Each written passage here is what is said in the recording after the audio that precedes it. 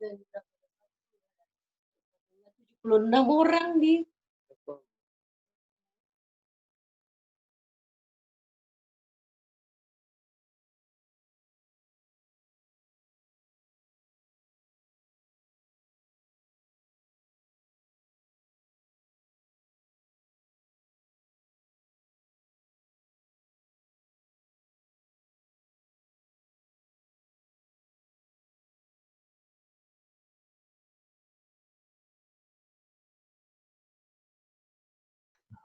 Sudah banyak yang datang ya? Sudah Ustadz. Baik, kalau misalnya mau dimulai sekarang. Boleh, ya. Boleh, baik. Terima kasih. Assalamualaikum warahmatullahi wabarakatuh, Bapak-bapak, Ibu-ibu jamaah yang kami hormati. Untuk melanjutkan kajian duha pada pagi hari ini dari Masjid Taman Puri Bintaro. Alhamdulillah, guru kita Mukaram Al-Ustadz Ahmad Syarwat sudah. Hari ini di waktu duha, saya bisa berkomunikasi ya, bisa bermuwajahah, saling melihat wajah. Walaupun tidak berdekatan, walaupun tetap physical distancing, ya itu Ustadz Rafiq barusan bersin-bersin, saya mah santai aja di sini, nggak akan nyampe sini juga gitu ya. Ini berkat kecanggihan teknologi pada hari ini ya. Tema kita adalah tentang fikih kontemporer. Kalau fikih sih saya kira semua sudah paham ya. Fikih itu adalah ilmu tentang hukum syariah. Jadi kalau kita belajar agama, apapun nama cabang ilmunya, tapi kalau sudah bicara tentang hukumnya apa, hukumnya halal apa haram, hukumnya wajib apa sunnah, apa mubah, apa makruh, apa haram. Ya kalau udah ngomong hukumnya apa, itu fikih sebenarnya gitu ya. Dan walaupun mungkin pintu masuknya dari mana-mana, mungkin masuknya dari tafsir, masuknya dari hadis, masuknya dari sirah, masuknya dari bahasa Arab, masuknya dari berbagai macam pintu, tapi kalau ujung-ujungnya menjawab pertanyaan apa hukumnya, ya itu sudah masuk kepada kajian tentang fikih. Jadi fikih itu adalah eh, sederhana aja kita bikin pengertian. Fikih itu adalah ilmu tentang hukum, tapi hukumnya hukum syariah, gitu ya. Kalau hukum pidana, hukum perdata itu kan hukum yang sifatnya umum gitu ya. Nah ini hukum syariah, berarti nanti di dalamnya ada hukum tentang sholat, puasa, zakat, haji, tapi juga termasuk juga tentang pidana, tentang perdata, tentang ekonomi, tentang apa dan sebagainya. Itu kalau kita bicara tentang fikih. Nah ilmu fikih sebenarnya adalah ilmu yang sudah matang, yang sudah jadi. Dalam arti sejak abad kedua Hijriyah itu sudah dibahas dan sudah dipetakan dan sudah mendapatkan istilahnya posisi atau katakanlah sudah dapat apa namanya ya, sudah dapat regulasi gitu ya, sudah jadi gitu. Jadi mau tanya apa saja di fikih itu sudah dijawab gitu istilahnya. Jadi ilmu yang sudah matang sebenarnya, yang sudah settle, sudah establish gitu ya. Sehingga orang kalau bicara tentang ilmu fikih ya cuma tinggal mau pakai fikih yang mana nih, apakah fikih Hanafi, Maliki, Hambali, Syafi'i gitu ya. Sudah ada, sudah jadi. Udah nggak perlu repot-repot lagi, para ulama sudah melakukannya. Sudah ready for use ya, sudah available. Ya ibarat kata kalau kita mau masak nih, mau makan gitu ya, kita cuma tinggal lihat menunya aja gitu. Menu apa gitu masakannya, terus kita pilih, tinggal klik gitu, udah dapat itu, udah jadi gitu istilahnya. Karena oleh para ulama sudah dikerjakan semua, sudah selesai gitu, sudah selesai pengerjaan. Bukan sesuatu yang masih harus dipikir-pikirkan lagi. Karena ada juga orang yang hari ini masih mikirin dulu, masih mikirin gitu. Hukumnya apa ya? Bentar. Saya cari di Quran, saya cari di hadis dulu lah gitu. Cari-cari gitu kan. Dia masih mikir, masih proses gitu loh. Padahal jawabannya sudah ada. Sudah sejak abad kedua Hijriah, itu sudah dijawab oleh para ulama. Jadi pekerjaan yang sebenarnya agak sia-sia. Kayak gini misalnya, hadisnya sahih apa enggak sih? Gitu kan ada pertanyaan tuh ya, ini hadis sahih apa enggak gitu. Sebentar, saya akan lakukan penelitian dulu, diteliti lah gitu ya, sampai seminggu, 2 minggu, 3 minggu, 4 minggu gitu kan. Setelah itu, setelah diteliti panjang lebar, baru dibuat kesimpulan. Kesimpulannya hadis ini sahih gitu. Itu pekerjaan yang sia-sia. Kenapa? Cek aja di Bukhari ada enggak. Kalau di Bukhari ada, ya hadisnya itu sahih lah, selesai. Kenapa? Imam Bukhari itu dari tahun 256 Hijriah itu sudah melakukan penelitian atas hadis itu dan beliau sudah mengatakan hadisnya sahih, udah ada tuh dalam hadis sahih Bukhari. Jadi ente ngapain lagi pakai melakukan penelitian-penelitian ulang sesuatu yang udah dikerjakan oleh para ulama di masa lalu. Fikih gitu juga, ya. Sesuatu yang sudah dikerjakan oleh para ulama di masa lalu, udah selesai gitu istilahnya. Hampir semua masalah tuh udah selesai. Jadi kalau mau nanya, sholat itu rukunnya apa sih? Alah, nggak usah cari-cari di Quran, di hadis lagi. Kenapa? Udah selesai. Para ulama sudah membuatkan kerangkanya. Rukun sholat itu pertama niat, yang kedua takbiratul ihram, yang ketiga berdiri, kemudian yang keempat membaca Al-Fatihah, kemudian ruku', i'tidal, sujud, duduk di antara dua sujud, dan seterusnya. Itu udah jadi. Jadi sudah jadi sudah terbentuk, sudah dihafal begitu saja oleh anak-anak kecil. Udah nggak perlu dipikir-pikir lagi ayatnya mana, hadisnya mana, udah nggak perlu gitu. Karena sudah selesai dikerjakan gitu ya. Ya, sebagian besar ilmu-ilmu keislaman itu sudah selesai dikerjakan. Jadi tinggal dihafalin aja, sudah dipetakan, tinggal dipakai gitu. Nah, maka ada orang yang kadang-kadang nggak belajar ilmu fikih, dia nggak pernah belajar ilmu fikih. Jadi kalau setiap datang masalah, dia pasti masih mikirin, ayatnya apa ya, hadisnya apa ya, gitu. Masih kemana-mana gitu mikirnya. Nah, ini orang-orang yang tidak update gitu, tidak update dalam hal memahami ilmu agama. Dia kekurangan ilmu yang sangat penting, yaitu ilmu fikih. Nah, ilmu fikih sudah diselesaikan oleh para ulama di abad kedua Hijriyah, dan sudah nggak perlu ribut-ribut lagi. Tapi, kita baru ngomong tapinya nih. Tapi karena zaman itu berkembang terus gitu ya, zaman berubah terus, dan ada juga ternyata di zaman sekarang hal-hal yang di masa lalu belum ada fenomenanya. Nah, karena fenomenanya belum ada, ya kan pastinya nggak akan ada kajian hukumnya apa. Orang fenomena aja nggak ada, gimana hukumnya gitu ya. Nah, itulah yang kemudian menjadi sisa gitu. Sisa yang belum dijawab. Itulah yang kemudian kita sebut dengan fikih kontemporer. Fikih sisa. Sisa yang belum dijawab di masa lalu, yang sekarang orang lagi harus memikirkannya ulang gitu. Orang harus memikirkan ayat Qur'annya apa ya, hadisnya apa dan sebagainya. Itu bukan pekerjaan mudah. Kenapa nggak mudah? Pertama, karena ulama yang ahli fikih beneran kayak Imam Syafi'i, Imam Ahmad, Imam Malik dan sebagainya sudah lewat. Para ahli fikih yang betulan, para pendekar aslinya gitu udah nggak ada. Tinggal kita nih yang kroco-kroco doang gitu istilahnya. Tapi ada sisa-sisa PR yang menyusul gitu. Kalau mereka sih sudah tuntas, sudah selesai mengerjakannya. Cuman yang sekarang ini yang menjadi PR itu karena baru adanya sekarang gitu. Nah, itu yang kita sebut dengan qadiyah gitu, qadiyah, problematika fikih kekinian. Yang itu yang kita kemudian akhirnya sebut dengan qadiyah atau problem kekinian, atau disebut juga dengan sesuatu yang berat gitu ya, disebut dengan fikih nawazil atau fikul waqi' atau fikih mu'asir gitu istilah-istilahnya ya. Nawazil, waqi', mu'asir itu adalah tiga istilah ya. Kita kemudian mengenalnya dengan istilah kontemporer. Kenapa dikatakan ini masalah? Pertama tadi saya bilang bahwa jagoannya udah nggak ada nih para ahli fikihnya, ya tinggal kita yang kroco-kroco. Yang kedua, masalah yang kontemporer ini kadang-kadang agak belibet juga gitu ya. Karena kan gini, di masa lalu tidak ada fenomena kayak gitu, baru ada di masa sekarang. Nah, sementara gitu ya, di masa sekarang nggak bisa kita lihat dengan kacamata di masa lalu.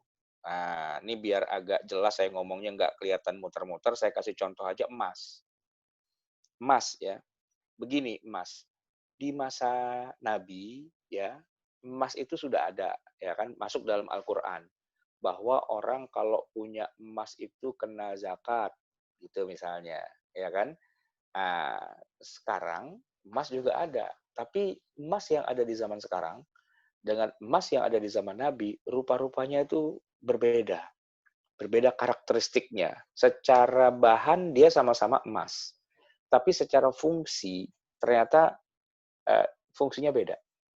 Kalau di masa Nabi, ya di masa Nabi, emas itu wujudnya secara fisik itu dia berupa bulatan, koin. Ada gambar raja Romawi biasanya, gitu kan.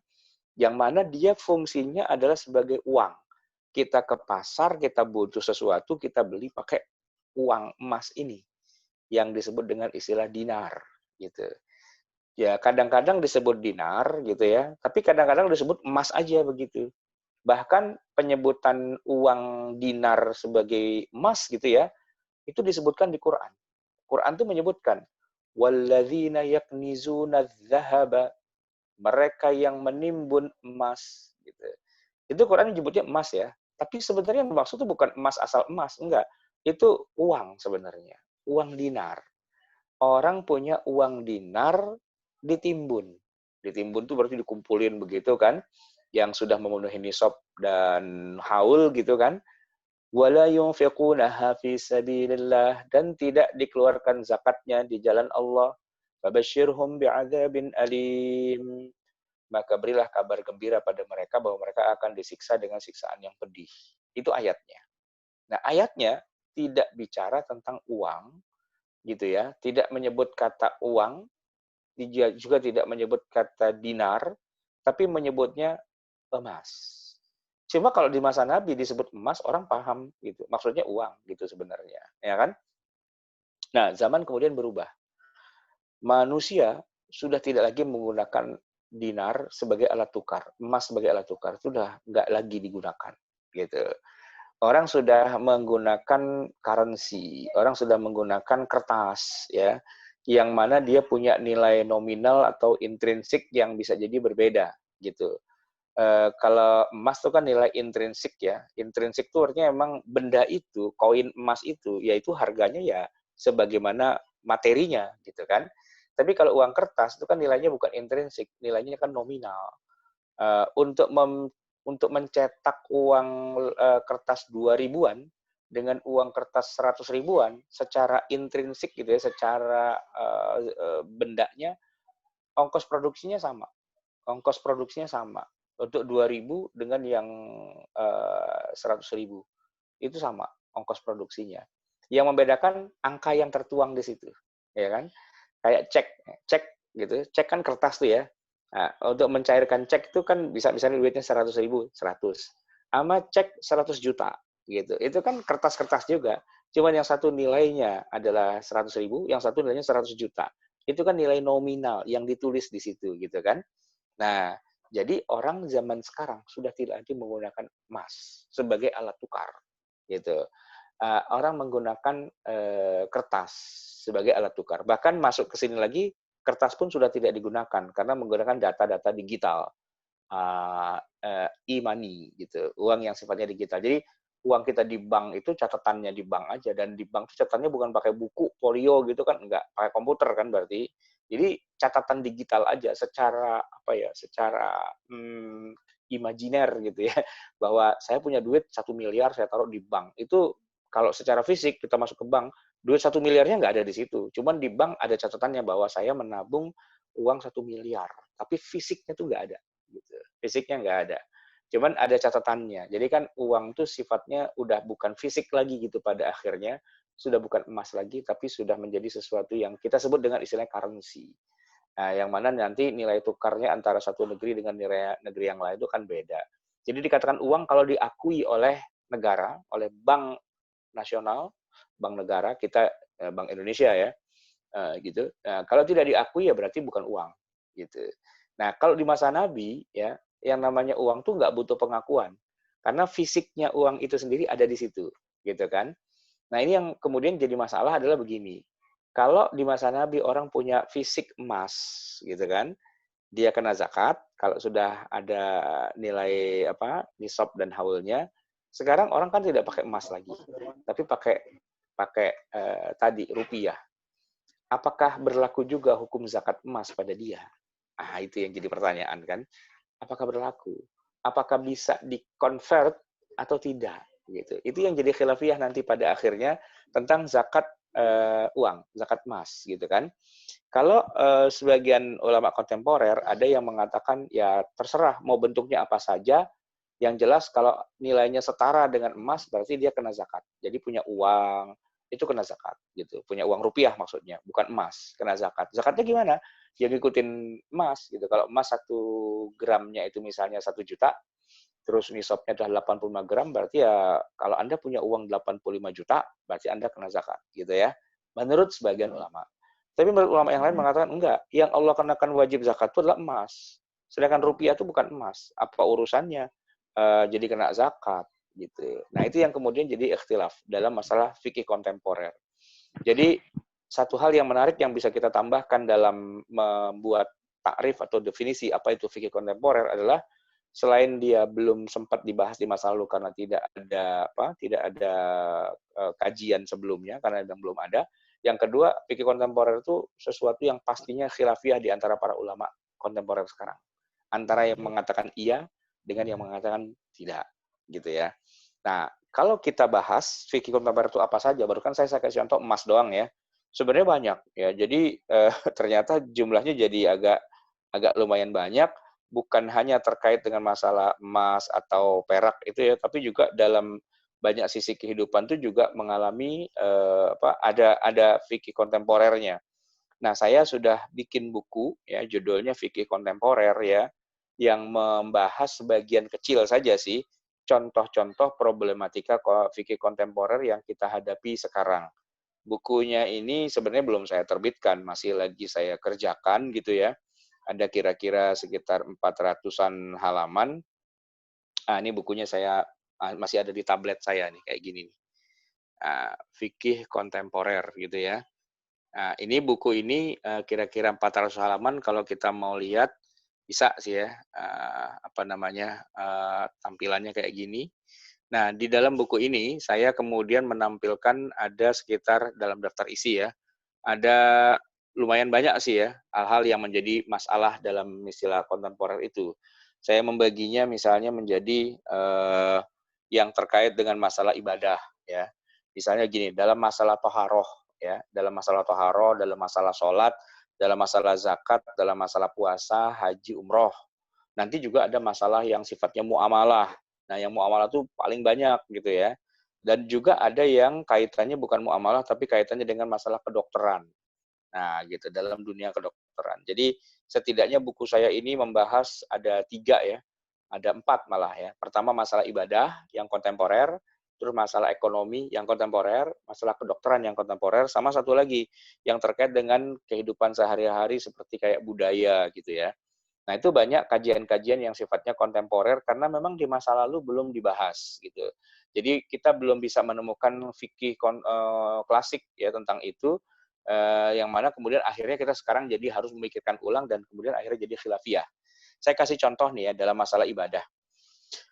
Ibadah itu kan ada sholat, ada puasa, zakat, haji, tapi diawali dengan toharoh. Dalam bab toharoh misalnya, ada benda najis, ya, benda kena najis. Kan kalau zaman dulu menghilangkan benda najis itu kan dengan cara dicuci dengan air, ya kan? Tapi di zaman sekarang ada cara mencuci yang tidak pakai air, yaitu disebut dengan istilah dry cleaning, gitu. Kalau kita nyuci jas tuh ya, dia kan pakai dry clean gitu, dia nggak dicuci. Nah itu kira-kira selama mencuci, misalnya jas tuh kena ompol gitu misalnya, atau kena apalah muntah gitu kan najis tuh. Itu suci nggak ya kalau hanya sekedar pakai dry clean? Apa harus dicuci pakai air? Nah, itu hal yang cukup unik gitu kan. Atau misalnya dalam hal penjernihan air, menjernihkan air. Kalau air yang suci mensucikan itu kan disebutkan ada 7. Kalau pakai kitab fikih klasik ya, misalnya air hujan, air laut, air sungai, air sumur, mata air, salju, gitu kan ada 7 gitu. Tapi sekarang begini, ini air sebenarnya air najis nih, air limbah gitu kan. Tapi kemudian kita punya alat, punya mesin, di mana mesin ini bisa menjernihkan air, bahkan saking jernih, saking baiknya itu diminum pun sehat, gitu, nggak menimbulkan kekhawatiran penyakit dan sebagainya. Ya, lalu jadi pertanyaan, dengan menggunakan penjernih air seperti ini, apakah air yang tadinya najis itu berubah jadi suci? Nah, gitu ya. Padahal kalau pakai fikih klasik, nggak suci. Kenapa? Karena pensuciannya hanya bisa dilakukan, ini misalnya contoh sumur ya. Sumur kemasukan bangkai, ada hewan apa ayam atau apa nyebur gitu kan mati tuh bangkai.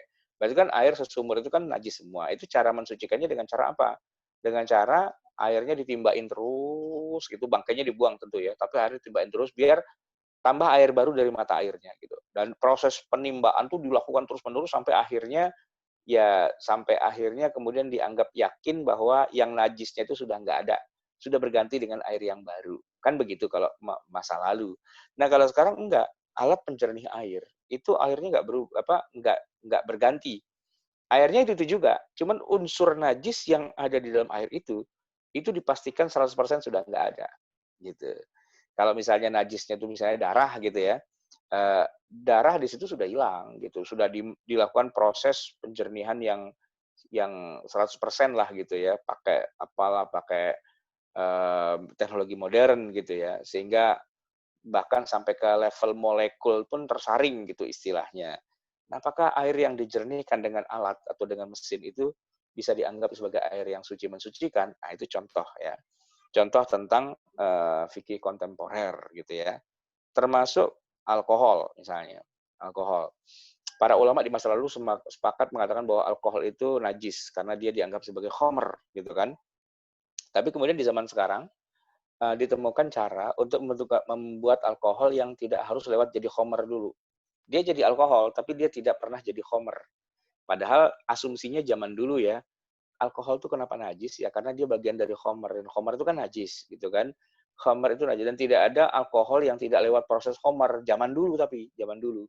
Jadi Nabi itu suka minum, apa namanya, air air perasan buah ya dari buah kurma, buah anggur tuh difermentasi gitu sampai agak gerges-gerges rasanya agak agak apa namanya agak kecut-kecut gitu ya. Itu disebut dengan nabiz gitu ya. Itu Nabi suka.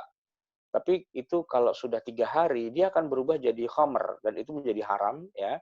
Tapi khamr itu nanti akan berubah juga menjadi cuka gitu, cuka gitu. Nah, pada saat sudah berubah jadi cuka kan dia sudah tidak najis lagi karena dia tidak memabukkan gitu ya. Itu faktanya di masa Nabi kayak gitu. Nah, kita bicara alkohol, alkohol itu adalah sesuatu yang dibuatnya dari khamr memang gitu ya. Nah, karena khamar itu najis berarti alkohol najis gitu para ulama ya. Cuma di zaman modern ini orang ternyata bisa berhasil membuat alkohol tanpa lewat proses jadi khamar dulu, langsung jadi alkohol. Nah, gitu. Kan yang najisnya adalah khamernya, bukan alkoholnya, gitu kan. Nah, alkohol jadi najis kalau dia diambil dari khamer. Nah, sekarang dia tidak lewat khamer gitu istilahnya. Dia langsung jadi alkohol. Nah, apakah ini alkoholnya masih dianggap najis juga atau tidak? Itu yang fakta kontemporer ya. Yang mana nanti kalau jawaban itu khusus yang alkohol ini di Majelis Ulama Indonesia itu dikatakan itu tidak najis gitu. Jadi alkohol itu ada dua, ada yang najis, ada yang tidak najis. Kalau bikin alkoholnya lewat proses jadi khamar dulu baru jadi alkohol, itu najis alkoholnya. Tapi kalau bikinnya langsung jadi alkohol dan tidak lewat jadi khamar, maka dia tidak pernah mengalami proses dia ketemu dengan khamr tidak najis, maka alkoholnya tidak najis gitu. Itu contoh ya. Kemudian ini lagi nih masalah mushaf elektronik. Mushaf elektronik ini saya kasih contoh ya. Jadi ini tablet saya ada program namanya Mushaf Al-Qur'an. Jadi kalau saya klik di salah satu surat misalnya, ini kan ada ayat Qur'annya nih, ya kan? Ayat Quran itu bisa dikebet-kebet gitulah ya, bisa dikebet-kebet. Ini mushaf karena isinya Al-Qur'an 30 juz lengkap gitu kan. Pertanyaannya adalah begini, ini sebagai mushaf, boleh nggak ya tangan saya yang tidak berwudu gitu istilahnya menyentuh permukaan ini, menyentuh permukaan tablet ini. Nah, ini kan saya megang nih, nyentuh gitu kan. Kalau mushaf yang beneran, mushaf yang kertas gitu ya, nggak boleh karena la yamassuhu ilal mutahharun gitu. Tapi pertanyaannya adalah gini, ini bukan kertas dan ketika mushafnya saya hilangkan berubah jadi kayak gini ya atau malah ketika saya matikan gitu, kan sudah tidak ada apa-apanya lagi, kan bukan mushaf berarti kan saya pegang. Ini kan mushaf yang on off gitu kan istilahnya. Kalau di on jadi mushaf, kalau di off ya nggak jadi mushaf gitu kan. Nah, apakah hukumnya juga masih tetap berlaku sebagaimana mushaf yang sesungguhnya dibandingkan dengan ini mushaf yang sifatnya elektronik gitu ya, di mana elektronik ini sebenarnya sama sekali nggak ada kaitannya gitu dengan istilahnya tidak boleh menyentuh Al-Quran karena dia kadang-kadang jadi Quran, kadang-kadang tidak jadi Al-Quran. Itu adalah kasus yang sifatnya adalah terkait dengan kontemporer juga ya. Bicara kontemporer dalam ibadah khususnya taharah itu contohnya. Kemudian nanti ada contoh yang lain dalam sholat gitu ya. Misalnya gini, ini sholat yang unik ya. Di zaman Nabi kan belum ada pesawat terbang, ya, belum ada pesawat terbang. Sehingga tidak ada fatwa dari Nabi SAW kalau kita di dalam pesawat tuh sholatnya gimana, tentang masalah waktunya, tentang masalah posisi berdiri, duduk dan sebagainya gitu ya. Itu kan nggak ada fatwanya. Karena pesawat terbang komersial itu baru ada ya 100-an tahun terakhir ini aja gitu kan. Nah, apakah kalau kita lagi di pesawat gitu, sholatnya kita itu tetap istilahnya harus menghadap kiblat atau tidak gitu. Kemudian apakah harus berdiri rukuk sujud atau tidak, gitu ya. Itu yang agak susah gitu, yang dipahaminya. Ya kalau saya sih secara pribadi ya tetap mengharuskan sholat di pesawat itu menghadap kiblat karena tidak sah kalau nggak menghadap kiblat. Bahwa Nabi Shallallahu Alaihi Wasallam itu pernah sholat di atas unta dan tidak menghadap ke kiblat tapi ikut arah untanya berjalan, itu ternyata memang hadisnya sahih tapi bukan untuk sholat 5 waktu, tapi untuk sholat yang sunnah, entah itu sholat duha atau sholat witir ya. Intinya bukan sholat yang 5 waktu lah begitu. Nah maka tidak cocok kan kalau sholat yang 5 waktu di pesawat kemudian kita menghadap kemana saja, itu kan tidak sah. Harus menghadap ke arah Ka'bah. Permasalahannya kemudian kalau kita di pesawat itu ngadep Ka'bahnya gimana gitu ya. Itu kan yang susah itu kan masalah kontemporernya. Nah, kebetulan saya pernah naik pesawat Saudi ya, yang untuk orang haji atau umroh itu ya. Nah, itu unik, pesawat Saudi ya. Kenapa saya bilang unik? Rupa-rupanya di dalam Saudi itu disediakan tempat sholat yang memenuhi ketentuan. Caranya begini, di bagian kursi paling belakang, pokoknya paling belakang buntut gitu ya, itu kursi-kursinya ada yang dicopot oleh mereka dan dibuatkan tabir, digelarin karpet, dan disitulah orang pada sholat. Nah, uniknya adalah sholatnya bisa menghadap kemana saja tergantung posisi pesawat itu lagi kayak gimana, dan di situ ada kompas. Kompasnya mengarahkan ke arah kiblat. Jadi kalau kita mau sholat, kita lihat kompasnya dulu. Kalau ke sana ya kita ke sana. Kalau ke sana ya ke sana gitu. Kita harus sesuaikan arahnya gitu. Nah, itu solusi sebenarnya terhadap problematika sholat kontemporer yang mana setahu saya baru Saudi saja sih ya. Garuda gitu, Emirat, Etihad itu kayaknya belum gitu. Belum sampai ke arah sana dalam masalah sholat itu. Nah, termasuk juga kalau kita naik kereta api, kita naik bus dan sebagainya, sebenarnya kan ada ketentuan ya. Nah, problematika seperti itu ada ya dalam masalah ibadah. Termasuk juga waktu sholat yang agak aneh ini misalnya gini, fenomena orang naik pesawat dari Honolulu dari Jepang ke Amerika. Itu kan melewati garis batas internasional tuh ya. Jadi kalau dia terbangnya dari Jepang ke Amerika ke timur gitu ya, dia akan kembali ke hari kemarin tanggalnya. Karena hitungan internasional itu kan mulai dari Samudra Pasifik, ya Jepang itu termasuk negeri yang paling awal mengalami hari gitu ya. Ketika Jepang jam 12 malam, tanggal 1 gitu ya. Nah, di belakangnya Jepang di arah baratnya itu dia jam 12 malam, yang lain kan belum jam 12 ya. Masih hari yang sama gitu. Nah, sampai ke belakang ekornya itu udah beda. Jamnya sama tapi tanggalnya beda. Jamnya sama tapi tanggalnya beda. Nah, kalau siapa yang ngelewatin garis itu, dia akan mundur ke hari kemarin secara hitungan tanggal gitu. Nah, yang lucu kan kalau dia berangkatnya hari Jumat, dia terbang gitu ya hari Jumat, pas melewati itu kemudian dia tiba-tiba balik lagi ke hari yang kemarin. Dia terbang hari Jumat, begitu dia sampai di Amerika masih hari Kamis. Padahal dia tadi sudah sholat Jumat itu. Dia sudah sholat Jumat ya di Tokyo gitu misalnya, terus dia terbang. Nggak lama kemudian melewati garis batas internasional itu, kemudian tiba-tiba dia sampai di wilayah waktu yang mana hari itu masih hari Kamis. Dan besok dia balik ketemu hari Jumat lagi. Loh kan saya sudah sholat Jumat, kenapa saya sholat Jumat lagi? Gitu kan. Nah itu kalau terbangnya dari Tokyo ke Amerika, gitu, ke timur gitu kan. Sekarang dibalik, kalau dari Amerika ke Tokyo. Nah itu dia loncat sehari. Dia berangkat hari Sabtu, begitu sampai Tokyo langsung hari Minggu. Dia berangkat hari Jumat, gitu ya. Begitu sampai Tokyo udah langsung tiba-tiba hari Minggu. Sabtunya hilang. Gitu.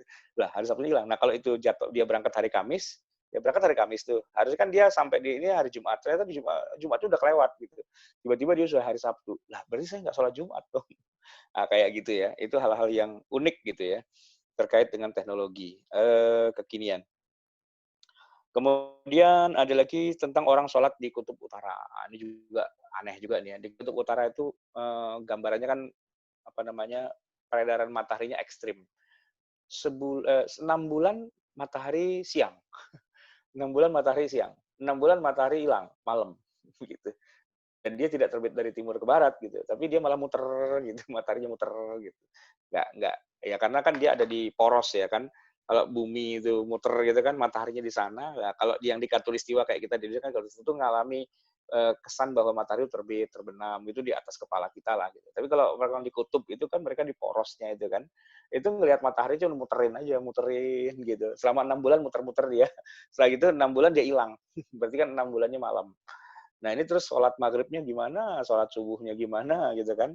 Waktunya jadi unik gitu. Termasuk ketika ada orang yang mengorbit ke luar angkasa. Mengorbit ke luar angkasa itu berarti dia naik ISS gitu misalnya. Nah ini lucu lagi di luar angkasa. Sholat di luar angkasa itu saya bacain ya. Salah satunya adalah International Space Station atau ISS yang merupakan proyek gabungan dari 16 negara. Ada Amerika, Rusia, Jepang, Kanada, Brazil, dan 11 negara dari Uni Eropa. Dan agensi luar angkasa itu adalah NASA ya. Kemudian nanti ada juga dari Rusia, dari Jepang, dari Eropa juga gitu ya. Nah, yang uniknya adalah stasiun luar angkasa ini terletak di orbit sekitar ketinggian 360 km dari permukaan bumi. Ya, sebuah tipe orbit yang biasanya disebut dengan orbit bumi rendah. Ketinggian persisnya bervariasi sejalan dengan waktu sekitar berapa kilometer gitu ya. Nah, kemudian yang uniknya nih ya, stasiun ini mengorbit bumi dengan periode 92 menit. Itu berarti hanya dalam hitungan 1,5 jam, ya 90 menit kan 1,5 jam gitu ya, stasiun ini telah mengelilingi bumi. Dia tidak geostationary, dia muter gitu ya. Maka kalau kita ukur dengan hari, stasiun ini mengelilingi bumi sebanyak 16 kali dalam sehari. Sehari itu kita di bumi ini sehari kan 24 jam. Dia tuh sehari 24 jam tapi dia sudah muterin bumi 16 kali. Jadi dia sudah mengalami melihat matahari terbit 16 kali. Terus sholat subuhnya gimana? Sholat maghribnya gimana? Waktu sholatnya jadi kacau balau kan karena nggak sesuai. Masa dikit-dikit sholat kan nggak mungkin lah. Terus kalau dia puasa gimana? Kan lebih kacau lagi gitu. Nah maka para ulama itu ribut lah di situ. Gimana ya? Ada yang bilang astronotnya ikut waktu Mekah karena awal mula Islam turunkan di Mekah gitu ya. Atau ada juga yang mengatakan enggak, astronotnya ikut waktu Cape Canaveral karena kan terbangnya dari Florida itu ya. Tapi ada juga yang mengatakan enggak ikut waktu Greenwich gitu. Ada juga yang mengatakan enggak ikut waktu kampungnya dia. Dia tuh orang mana? Kalau dia orang Amerika ya ikut waktu Amerikanya. Kalau dia orang Saudi kan ada juga Saudi ngirim ngirim astronot gitu ya. Ikut waktu Saudi. Nah kalau astronotnya orang Indonesia ya ikutin waktu DKI Jakarta dan sekitarnya gitu. Nah itu masalah-masalah yang unik ya tentang itu semua. Agak terlalu tinggi memang secara sains. Nah ini agak turun lagi sedikit tentang masih fenomena tentang alam semesta juga. Saya tertarik dengan tulisan Dr. Thomas Jamaluddin, Ketua LAPAN, yang terkait dengan masalah penjelasan beliau tentang waktu sholat subuh. Ya, waktu sholat subuh. Jadi ada sementara kalangan yang mengatakan bahwa jadwal subuh kita di Indonesia itu keliru, kecepatan 20 menit gitu. Yang benar tuh harusnya ya kalau sekarang subuh tuh di Indonesia misalnya jam 5 kurang seperempat. Itu seharusnya bukan jam 5 kurang seperempat, tapi jam 5 lewat 10 gitu. 20 menit lah bedanya itu ya, lebih lambat gitu harusnya. Tapi kemudian dijawab oleh Pak Thomas Jamaluddin sebagai Ketua LAPAN bahwa ya apa yang kita lakukan selama ini sudah benar. Kenapa kok bisa benar? Karena menurut Pak Thomas, karena begini, karena ketebalan atmosfer kita itu berbeda dengan ketebalan atmosfer di negeri Arab. Di kita kan kita ada di ada di garis khatulistiwa. Ketebalan atmosfernya lebih padat, maksudnya lebih tinggi gitu, Pak, lebih tebal kan, lebih tinggi. Sedangkan di negeri kayak di Saudi gitu, karena dia adalah wilayah subtropis, itu secara hukum sentrifugal gitu ya, putaran bumi di pada porosnya itu, maka dia atmosfernya lebih rendah gitu. Nah, jadi yang lebih tebal kita, maka lebih rendah. Oleh karena itu berpengaruh pada penampakan berkas cahaya matahari sebelum matahari terbit itu kalau di Indonesia lebih kelihatan duluan. Karena ibarat kata kita lihat puncak gunung yang tinggi itu ya, nah itu kalau pas matahari terbit kita bisa lihat, puncaknya udah nyala duluan tuh, udah kena sinar matahari. Kita yang di bawah belum. Makin tinggi gunungnya makin cepat gitu bisa ketemu sinar matahari gitu kan. Makin tebal atmosfernya makin cepat gitu. Sementara kalau atmosfernya makin rendah itu makin lambat menerima sinar matahari kan begitu. Maka apa yang dikatakan oleh Pak Thomas itu menarik sekali ya, bahwa kita nggak terlalu kecepatan juga sih. Kenapa? Karena emang yang namanya fajar itu kan begitu kita melihat ada berkas sinar matahari yang menabrak atmosfer kita dan kemudian kelihatan terang gitu kan. Nah itulah fajar gitu. Sehingga fajarnya kita nggak lebih cepat 20 menit, enggak. Ya fajarnya kita udah benar kayak gitu. Sementara kalau di negeri-negeri di Arab yang subtropis itu ya mereka silakan aja sesuai dengan realitas mereka. Nah, ini contoh ya bagaimana kajian fikih kontemporer itu penting banget untuk bisa kita ketahui agar kita tidak sekedar copy paste dengan apa yang sudah ada di dalam nas atau dalam kitab gitu ya, atau dalam hadis misalnya, tapi melihat realitas yang ada juga sesuai dengan fenomenanya. Nah, itu contoh dalam contoh ibadah ya, kayak sholat atau toharoh tadi. Nanti ada juga dengan zakat. Tadi sudah saya kasih contoh ya tentang masalah zakat mal gitu ya. Nanti ada juga terkait dengan masalah puasa, terkait dengan masalah haji, ya. Haji, umroh itu kan yang unik adalah tentang misalnya obat penunda haid. Di masa Nabi kan nggak ada. Tapi orang sekarang itu sudah menemukan obat yang mana kalau wanita harusnya haid, dia minum obat itu dia jadi nggak haid. Gitu. Nah, apakah itu bisa diterima atau tidak? Kemudian juga tentang miqat ya, yang mana pesawat itu tidak melewati mikot yang setelah ditentukan oleh Nabi. Nabi itu dulu ketika menyebutkan mikotnya orang Irak ini, mikotnya orang mana ini, itu karena menyebut emang itu nama rute jalan. Ya, emang itu rutenya gitu. Jadi Nabi sebut kata itu, rutenya itu. Ya, di rute itu disitulah batasnya mikot. Di rute yang ini disitulah batasnya mikot. Di rute yang lain lagi sesuai dengan rute yang dipakai orang untuk menuju ke Masjidil Haram, ke Mekah gitu kan. Semua rute itu disebutkan oleh Nabi di manalah titik di situ harus sudah mulai berihram. Kemudian zaman berubah. Rute itu semua sudah nggak dipakai sekarang. Karena sudah ada jalan baru, pakai tol gitu ya, pakai jalur kereta atau malah lewat pesawat. Nah, kalau lewat pesawat lebih kacau lagi nih karena sama sekali nggak melewati rute-rute yang disebutkan oleh Nabi. Nah, pertanyaannya kalau orang lewat jalan tol, tidak lewat rute yang Nabi sebutkan, atau orang naik pesawat itu mikotnya yang mana? Gitu. Apakah mikotnya itu berdasarkan misalnya ini ada satu mikot di satu titik A, Nabi sebutkan A gitu ya, Dzulhulaifah gitu misalnya. Kemudian Nabi sebutkan lagi misalnya di sini Dzatu Irqin gitu misalnya, gitu. Apakah bisa ditarik garis demarkasi gitu? Ya, apakah itu jaraknya bukan demarkasi, garis imajiner gitu ya. Nah, jadi kayak lingkaran gitu, ataukah kita bisa menentukan sendiri gitu. Batasnya bukan dari garis imajiner, jadi berdasarkan dari jarak terdekat, misalnya Jeddah gitu misalnya.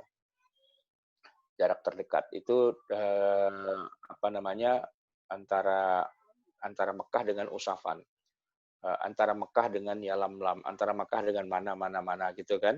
Nah, itu ada jarak terdekatnya gitu. Nah, bisa nggak mengambil kiasnya kepada jarak terdekat? Gitu. Itu yang jadi khilafiyah. Maka sampai hari ini karena bandara Jeddah itu adanya di titik di mana Nabi nggak pernah menyebutkan rute itu, sebagian mengatakan boleh jadikan tempat sebagai miqat karena dia memenuhi syarat, dia sudah masuk di salah satu dari jarak terdekat itu. Nah, tapi ada juga yang mengatakan enggak, itu kan enggak ada garis imajinernya kan enggak ada, berarti enggak boleh gitu. Nanti yang jadi khilafiyahnya di situ. Sebagian ulama mengatakan boleh bermiqat dari bandara Jeddah, sebagian lagi mengatakan tidak boleh. Itu adalah kajian fikih kontemporer ya, yang karena perubahan zaman.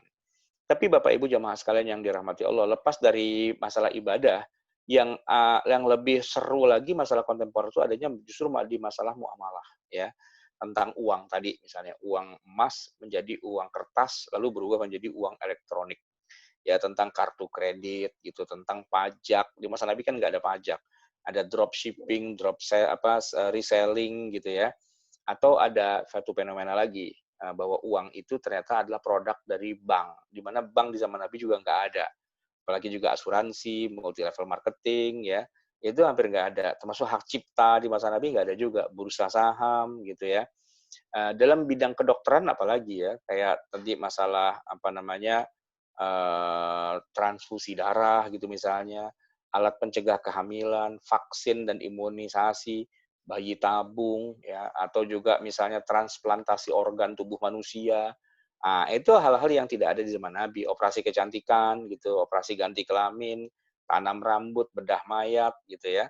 Nah, itu hal-hal yang di masa Nabi semua belum ada, tapi sekarang kita menghadapi situasi seperti itu dan itu menjadi tema yang menarik dalam masalah fikih kontemporer. Nah, di situ nanti intinya begini, para ulama zaman sekarang berupaya untuk menjawabnya, tapi karena tidak ada guidance, ya, karena para pendekarnya sudah pada nggak ada, yang ada tinggal kita yang kroco-kroco gitu kan, yang kedua juga fenomenanya jadi unik gitu kan, maka satu catatan yang penting banget yang harus kita ketahui bahwa yang namanya fikih kontemporer adalah fikih yang penuh dengan perbedaan pendapat di antara para ulama, gitu. Antara yang menghalalkan dan yang mengharamkan dan sebagainya itu masing-masing berbeda-beda pendapat. Jadi wajar kalau kemudian ketika masuk kepada tema tentang fikih kontemporer, sebenarnya kita juga sedang mempelajari fikih ikhtilaf, fikih perbedaan pendapat. Ya, itulah yang bisa saya sampaikan. Semoga bermanfaat. Kita akan teruskan dengan tanya jawab. Mungkin Bapak Ibu sekalian bisa menyampaikan kepada host untuk kita bahas kajian berikutnya terkait dengan fikih kontemporer ini. Baik. Masya Allah, terima kasih banyak Ustadz terkait pemaparan tentang fikih kontemporer yang mana sudah dijelaskan oleh guru kita bahwa terdapat banyak sekali masalah-masalah kekinian yang memang zaman Rasulullah Shallallahu Alaihi Wasallam terdahulu itu belum ada. Khususnya yang disampaikan oleh Ustadz tadi adalah masalah-masalah baik yang terkait dengan ibadah mahdhah maupun ibadah ghairu mahdhah. Contohnya ada sholat di pesawat, ini bagi orang-orang yang senantiasa melaksanakan ibadah umroh atau haji, banyak pernyataan-pernyataan yang memang terkadang itu sesuai dengan pendapat kita, atau mungkin bahkan jamaah itu memilih mana enaknya saja Ustadz. Ya. Karena ada juga yang mengatakan bahwa memang sholat di pesawat itu sudah sah dan tidak lagi perlu sholat qadha. Bagi saya pribadi, memang karena saya mengikuti pendapat madhab Syafi'i, sholat lihurmatil waktu tetap kita laksanakan, akan tetapi saya tetap mengajak jamaah kami untuk qadha. Jadi ada banyak versi, tapi saya juga tidak mau memaksakan, karena begitu saya memaksakan, nanti saya bisa didamprat oleh jamaah saya. Baik Ustaz, ini ada beberapa pertanyaan Ustaz yang sudah masuk di chat kita. Ini saya bacakan. Silakan. Assalamualaikum Ustadz, bagaimana dengan tape beras yang banyak dibuat sebagai makanan tradisional? Kita tahu bahwa tape beras itu memang kadar alkoholnya sangat tinggi Ustadz, akan tetapi alkohol yang dihasilkan dari ragi tersebut, karena tape itu pasti ada raginya, itu memang kadar alkoholnya tinggi. Tapi itu sudah menjadi makanan sehari-hari, khususnya bagi orang Betawi, kan ada namanya tape uli. Ustaz. Silakan Ustaz. Ya, di Jakarta ada tape uli, nanti di Jawa Timur itu ada legen, ya, minuman betul, yang terbuat dari dari buah aren. Kelapa. Ya. Aren. Ya di setiap tempat ada. Nanti ada tape juga. Di Bandung itu ada peyem, ya kan? Nah, dari singkong gitu kan, mengandung alkohol juga. Ya, jadi memang nanti para ulama, tadi saya katakan berbeda pendapat ketika mengatakan alkohol itu najis atau tidak. Sebenarnya gini, permasalahannya bukan permasalahan khamr atau bukan, tapi najis atau tidak, gitu loh. Karena kalau khamr atau bukan, selesai. Karena orang makan tape uli, makan peyem, atau minum legen, itu tidak akan mabuk, gitu. Kalau ngomongin mabuknya tidak mabuk gitu. Tapi sekarang ngomongin ini kan alkohol. Kalau alkohol disebut benda najis, berarti kan kita tidak boleh makan benda najis walaupun tidak mabuk gitu kan. Nah, itu yang jadi permasalahan gitu, yang jadi permasalahan. Karena sebagian ulama kita ada yang mengatakan pokoknya alkohol itu najis, maka akhirnya konsekuensinya dia harus mengharamkan tadi tape beras, peyem, apa segala macam karena itu mengandung alkohol. Gitu kan, mau tidak mau gitu loh. Nah, sementara pendapat yang kedua kan tadi saya sudah jelaskan. Kita di zaman sekarang bikin itu semua tidak lewat jalur jadi khamr dulu, langsung jadi alkohol saja. Yang mana kadar alkoholnya walaupun ada gitu ya, tapi tidak sampai pada ambang batas yang kalau orang makan tape 2 kilo langsung mabok, itu enggak juga. Gitu. Minum legen 2 gelas tuh nggak mabuk, nggak. Kalau puyeng, iya. Kelayangan, iya. Kalau sakit perut, iya gitu. Perutnya nggak cocok gitu misalnya. Tapi kalau dibilang muskir, memabukkan, itu tidak. Gitu. Nah, jadi apakah itu haram dalam arti karena dia khomer? Tidak. Tapi apakah dia haram dalam arti dia najis? Nah, itu dia masalahnya. Karena di dalam mazhab Asy-Syafi'i alkohol itu najis. Maka banyak ulama kita, para habaib gitu misalnya, yang bermadzhab Syafi'i, itu mengharamkan pakai parfum yang ada alkoholnya. Ya kan? Nggak boleh gitu. Kenapa? Karena alkohol itu najis. Tapi kan kita nggak minum, bukan masalah diminum gitu. Alkohol tuh kalau diminum juga nggak mabuk juga. Kalau nggak percaya, coba aja beli alkohol 70% tuh di mana di apotek, atau hand sanitizer deh itu, coba diminum 1 botol itu. Nggak akan mabuk, meninggal gitu kan. Tapi pertanyaannya, kalau alkohol itu najis, berarti hand sanitizer itu kan nggak boleh. Karena najis. Jadi kalau mau sholat nih di masjid disediakan hand sanitizer. Kan kita pakai tuh gitu kan, set, kita buat cuci-cuci tangan gitu kan. Nah ini kalau pakai pendapat yang mengatakan bahwa alkohol itu najis, berarti Anda tidak boleh sholat karena badan Anda terkena najis. Gitu. Menurut sebagian ulama yang menajiskan alkohol itu, gitu kan. Nah, Syekh Hasan itu ketika saya berkunjung ke rumah beliau di Cipanas, anak itu, beliau termasuk yang kekeh mengatakan alkohol itu najis. Sehingga kalau banyak muridnya dan juga banyak pengikutnya yang mengharamkan parfum beralkohol, maksudnya haram dalam hal ini dianggap najis, ya dari situ emang sumbernya, karena alkohol itu najis, gitu kan. Sementara beliau mengkritisi pendapat para ulama di MUI yang membedakan antara alkohol yang najis dengan yang tidak najis, gitu. Nah, otomatis maka ya disitulah khilafiyahnya gitu. Kalau saya pribadi sih, saya lebih cenderung pada pendapat yang tadi, yang kayak Majelis Ulama Indonesia. Ada yang najis, ada yang tidak. Kalau yang najis itu yang dibuat dari khomer. Jadi gini, tape atau peyem atau apa tadi legen dan sebagainya, kalau dia sudah berubah jadi khomer, maka alkoholnya najis. Tapi kalau dia belum jadi khomer, ya tidak najis. Itu namanya nabid, gitu loh. Mengandung alkohol, tapi belum jadi khomer, gitu. Justru yang malah tidak boleh itu kalau udah jadi khomer, barulah dia jadi najis, kan gitu ya. Kalau belum jadi khomer kan tidak najis, gitu. Ya, bahwa kemudian peyem, tape, dan sebagainya itu ada alkoholnya, memang tidak bisa dipungkiri. Tapi keberadaan alkohol dengan konsentrasi sekian persen, itu belum memenuhi syarat untuk dianggap sebagai khomer. Gitu loh. Jadi saya kasih contohnya begini ya, di zaman Nabi. Bahan bakunya kurma atau anggur. Ya, kurma dan anggur itu diperas, airnya kemudian namanya sari buah ya, sari buah kurma. Mungkin banyak dijual ya, sari buah kurma. Itu difermentasi, dikasih ragi.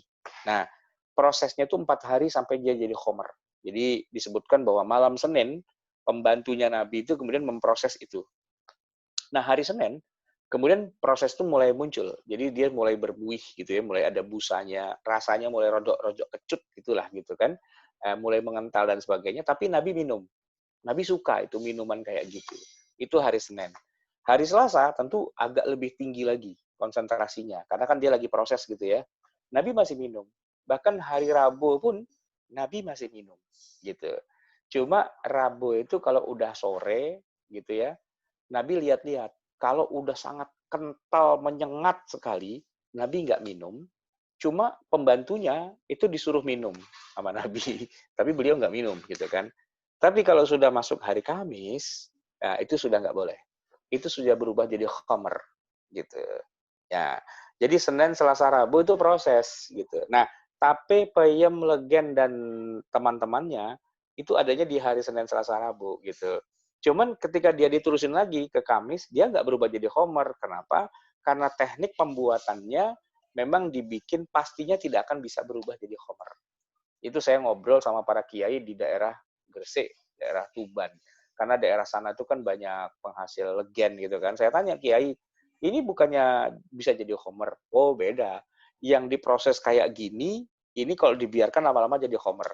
Tapi kalau yang diproses kayak gini, mau sampai kapanpun nggak akan berubah jadi khomer. Karena ya tekniknya beda gitu.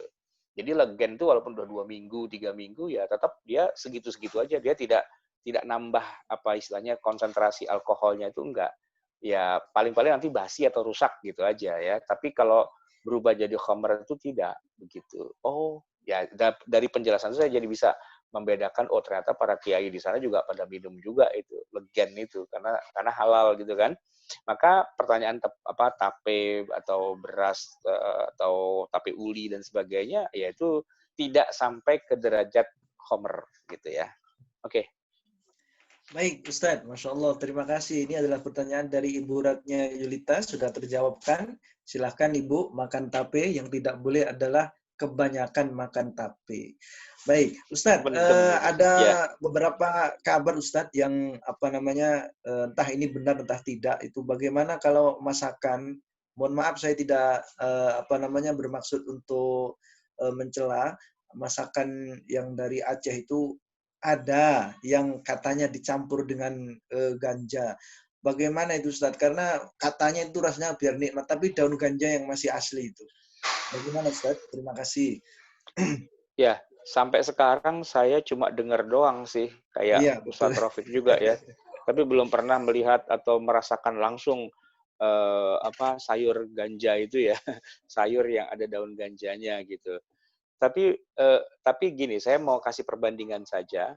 Khomer di masa Nabi yang haram itu, asal tahu aja ya, itu pun dibuatnya dari kurma. Kurma diperas, jadi sari kurma. Kurma dan sari kurma kemudian dilakukan fermentasi. Ya, dia berubah dari hari Senin, Selasa, Rabu, Kamis. Barulah dia jadi khomer, gitu kan. Nah, ketika dia jadi khomer, itulah dia menimbulkan reaksi membuat orang jadi mabuk kalau dia minum, gitu kan. Tapi ketika belum jadi khomer, baru di hari Rabu, apalagi hari Selasa, apalagi hari Senin, apalagi masih berupa sari buah kurma, apalagi masih buah kurmanya, kan itu tidak haram, gitu, ya kan? Nah, pertanyaan saya begini, daun ganja yang katanya buat campuran makanan gitu ya, itu ketika dia belum diproses menjadi ganja yang kita kenal, kan kalau kita kenal ganja itu kan dalam bentuk kering ya, dia dirajang-rajang kayak tembakau gitu ya, dirajang-rajang, dijemur sampai hitam gitu kan, lalu nanti dibuat lintingannya kayak rokok, baru dibakar, lalu asapnya itu yang kemudian bikin orang pada stone, pada fly, pada mabok kan gitu ya. Nah, yang saya tidak tahu adalah apakah kalau belum jadi ganja yang udah siap dihisap itu, masih hijau daunnya itu, apakah sudah punya reaksi memabukkan? Itu aja pertanyaannya, gitu loh. Ya, yang saya belum bisa jawab ya, harus dilihat dulu. Kalau kasusnya kayak kurma, dalam arti enak, ya, tapi tidak mabok, ya kan sebenarnya nggak apa-apa, gitu kan. Nah, cuman masalahnya adalah pertanyaan gini, sayur yang ada daun ganjanya itu, kalau dimakan oleh sekeluarga, apakah sekeluarga itu pada mabok habis itu? Atau cuma enak doang? Nah, itu aja yang menjadi pertanyaan, ya kan? Dan ini perlu jawaban orang-orang yang sudah pernah merasakan sayur itu ya. Katanya di Aceh, tapi bukan cuma di Aceh sih, di beberapa tempat gitu ada yang kayak gitu. Nah, seandainya kasusnya cuma kayak kurma, artinya dia baru berpengaruh kalau sudah dibikin jadi kayak tembakau yang kering yang dibakar asap dan asapnya disedot, baru bisa mengakibatkan orang mabok. Ya berarti ketika dia masih muda, masih hijau dan sebagainya dan tidak bikin mabok, ya tidak apa-apa. Kalau begitu. Tapi nanti ada juga kasus di Yaman itu ada nama daun kot. Namanya daun kot. Daun kot itu oleh pemerintah di sana, oleh para ulama di sana diharamkan. Kenapa? Karena dia tidak harus dibakar kayak ganja itu ya. Cukup dikunyah aja. Itu orang pada mabok gitu. Mengunyah daun kot. Nah, sehingga ya kita lihat daun ganja ini kasusnya apakah kayak kurma, apakah kayak daun kot itu. Kalau dia kayak kurma, tidak mabuk kecuali setelah diproses, ya berarti selama belum diproses jadi ganja yang siap dibakar, ya dia tidak memabukkan. Tapi kalau yang dia kayak daun kot itu, ya nggak usah diproses pun dikunyah gitu aja orang pada mabok, ya berarti itu tidak boleh. Gitu aja sih intinya. Cuma ya balik lagi saya belum menemukan jawabannya. Baik, terima kasih Ustadz. Ini ada beberapa pertanyaan ini. Ustadz, bagaimana hukumnya sholat physical distancing? Sedangkan anjuran dari Rasulullah adalah rapatkan shaf, lurus dan rapatkan shaf. Di masa pandemi seperti ini, Karena mungkin dulu zaman Rasulullah Shallallahu Alaihi Wasallam kalau sholat itu belum ada yang seperti ini Ustadz. Bagaimana sekarang ini dan fenomena yang kemarin itu lagi ramai, sholat Jumatan itu bisa diminta untuk 2 kali. Bagaimana Ustadz? Silahkan dijawab Ustadz.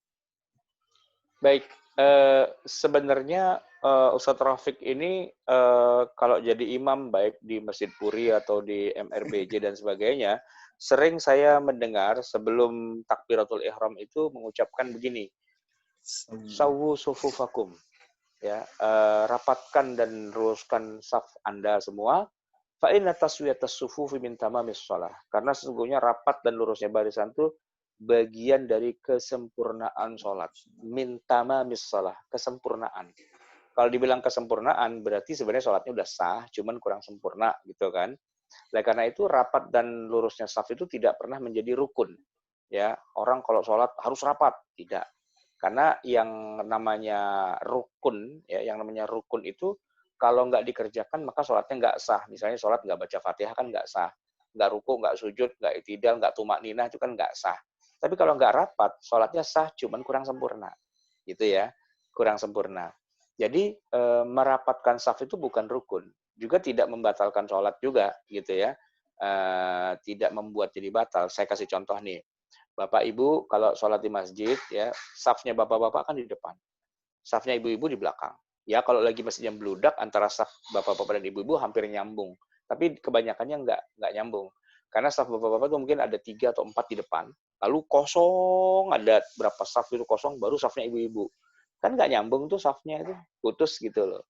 Tapi kenapa nggak ada yang ribut? Kenapa itu dianggap sah? Gitu kan?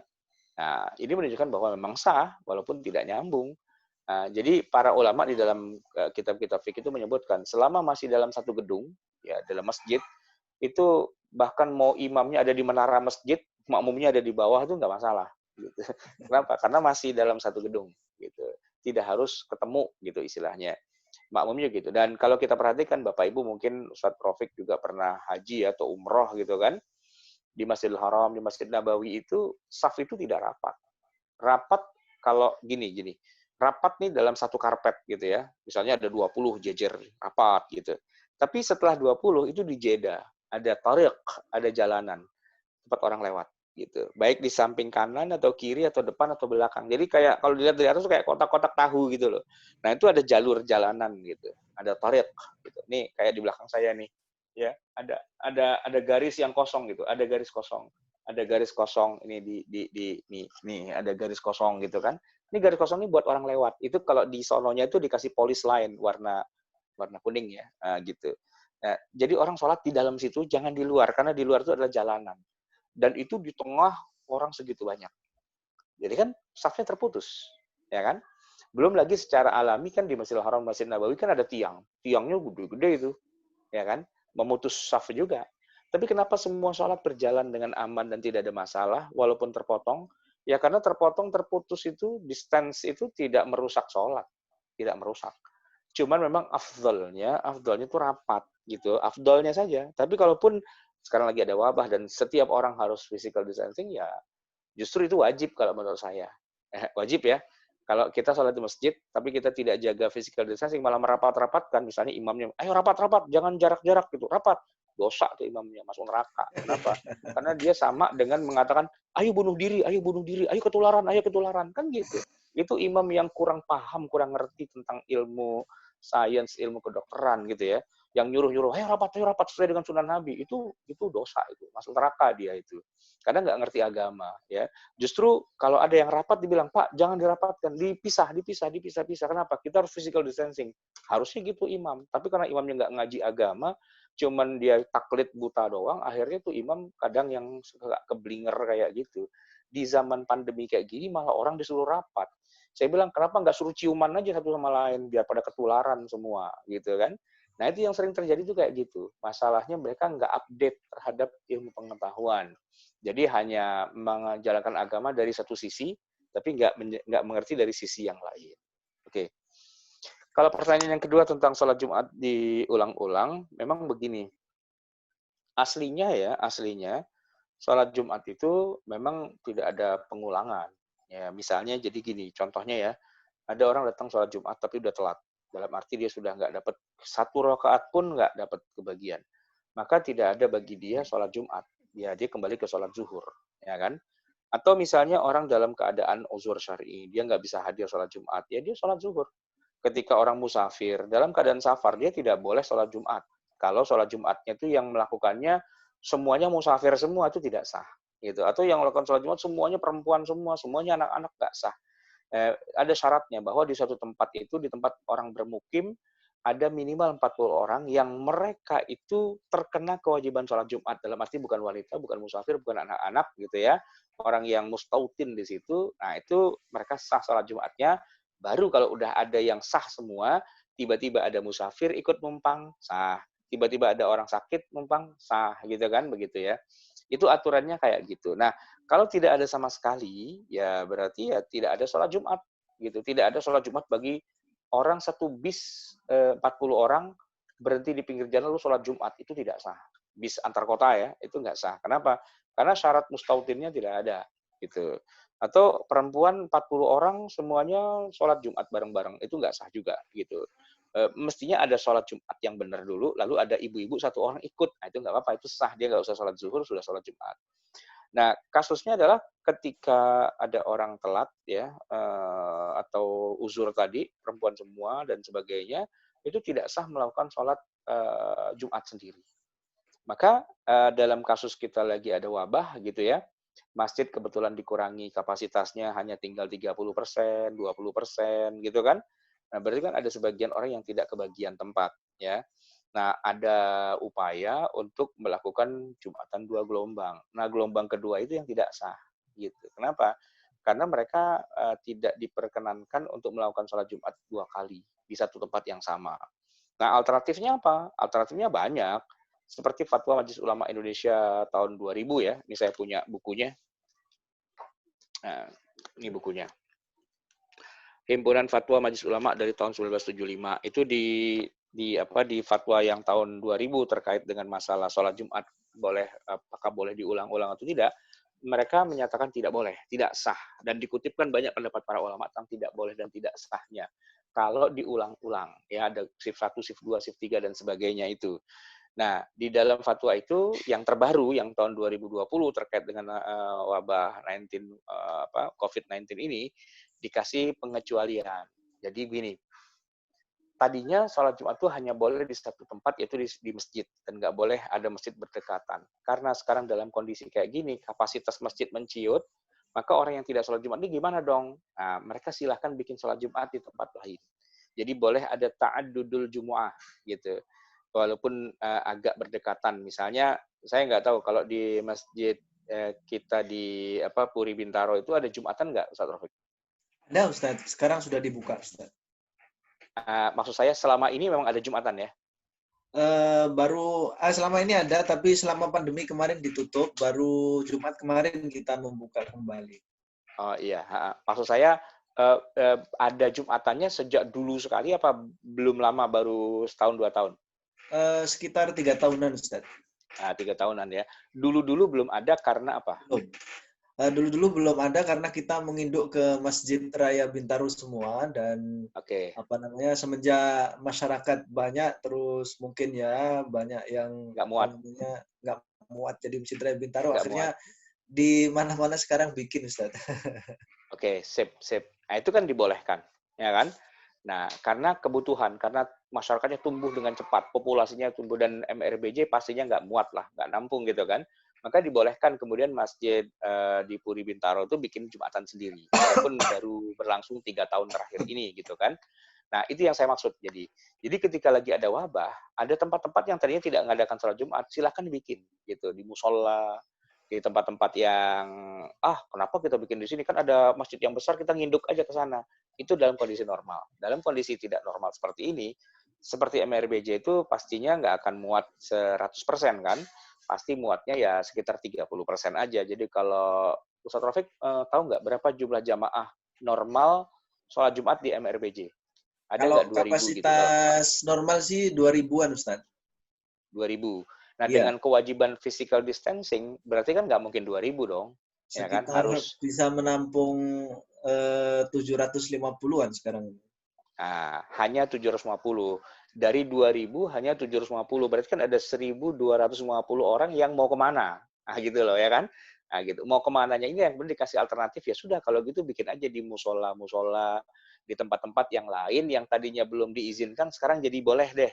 Gitu. Atas izin dari pemerintah, dari MUI dan sebagainya. Nah, silahkan bikin gitu agar nanti nampung semua gitu. Nah, itu yang disebutkan di dalam fatwa MUI yang terbaru di 2020 ini. Nah, kalau yang tempat-tempat kecil-kecil yang lain itu juga sudah tidak nampung juga, apa boleh buat? Baru masuk langkah yang ketiga, yang mana ini masih ada khilafiyah. Antara yang boleh diulang sholat Jumatnya, gitu ya, boleh ada shift kedua, atau tetap yang mengatakan nggak boleh. Berarti yang sisanya yang 1.250 orang itu pada sholat zuhur aja di rumah, gitu kan? Nah, itu. Sebenarnya saya ingin menambahkan satu lagi gitu. Di yang pertama tadi itu, misalnya gini, MRBJ muat atau nggak usah MRBJ deh, masjid kita aja ya. Masjid kita ini daya tampungnya berapa Ustadz Profik yang di Puri? Kalau masjid kita daya tampungnya sekitar 200 Ustaz. 200. Atas bawah itu 200. Di masa pandemi ini jadi kan Kalau tinggal di masa berapa daya pandemi ini tampungnya? sekitar atas bawah ya kurang lebihnya 100 Ustaz. Separuhnya lah ya. Nah, Iya, pertanyaannya, yang 100 lagi ngapain? Yang 100 lagi itu gimana? Sholat Jumat apa enggak? Gitu kan? Nah, kan bisa saja alternatifnya cari tempat-tempat yang lain yang bisa, gitu kan? Nah, saya ngasih alternatif begini. Alternatifnya, tetap aja pada sholat, tapi jangan masuk ke dalam, tapi melebar keluar. Kan di depan masjid itu ada kayak taman, ada jalan, ada apa, itu dilebarin aja tuh sampai ke pintu gerbang kalau perlu, gitu. Tapi jangan melewati imam, gitu kan? Karena kan tadi dulu ngadepnya kemana? Oh, ngadepnya ke sana kan? Nah, jangan sampai pintu gerbang. Kalau sampai pintu gerbang malah jadi di depannya imam, tapi ke belakang gitu.